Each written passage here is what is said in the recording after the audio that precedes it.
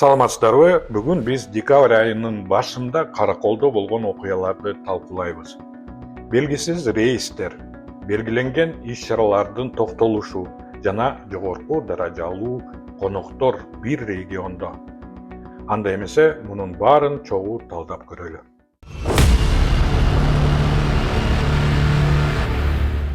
Баары Азия News гезитинде чыккан макаладан башталды. Анда Абрамович менен Ширшов Караколго келгенби деген суроо коюлган. Макала окурмандардын кызыгуусун жаратты, бирок материалда далилдер көрсөтүлгөн жок.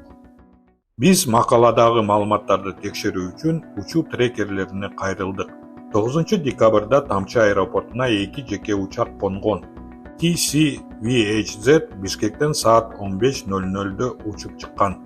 Ал эми TC-MZE Израилдин Тель-Авив шаарынан келип, балыкчынын үстүнөн саат 16:01 ылдыйлай баштайт.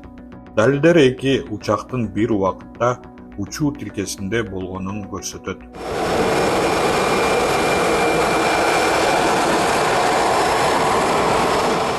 Социалдык медиадагы колдонуучулар Айперия деген колдонуучунун билдирүүсүн табышкан. Анда Абрамович Кыргызстанга келиптир, Караколдо да болгон экен. Чоң инвестициялар күтүлөбү деп жазылган 11 декабрда. Биздин булактардын маалыматына ылайык, жеке рейстин жүргүнүүчүлөрү 9 декабрь күнү эле Каприз лыжа базасына жеткирилген. Алардын арасында Алексей Ширшов менен Роман Абрамовичтен сырткары Бакиев доорунун дагы бир өкүлү, мурдагы премьер-министр Игорь Чудинов болгон. Мындай болгон үчүн телефонго чыгарбаш керек. Список бар.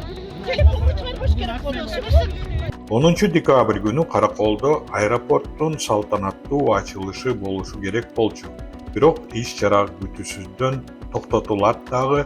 Себеп иретинде аба ырайынын өзгөрүшүнүн жүйө келтиришет. Ачылышка чакырылган коноктор суукта эшиктин алдында күтүүгө мажбур болушкан. Ал эми аэропорттун эшиктери жабык бойдон турду. Аким мэрлеринен аркылуу келет. Бул ачылыш болгондон кийин, анан кийин любой момент кирсеңер болот. Бирок өзгөргөн аба ырайы Ысык Көл облусундагы башка бир аэропорттон Тамчыдан эки учактын учуп чыгышына тоскоол болгон жок. TC-VHZ жана TC-MZE учактары бир убакытта региондон учуп чыгып, артында бир топ суроолорду жоопсуз калтырууда. Жаңыланган имараттар кут болсун.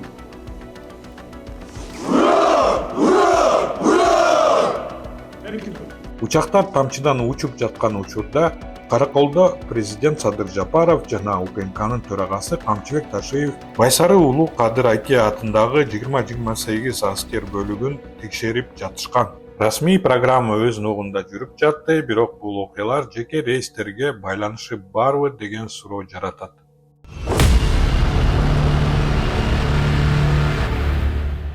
Учактар, тик учактар жана токтотулган иш-чаралар, булардын баары кооптуу сигналда элес калтырат. Роман Абрамович эл аралык санкцияларда турат.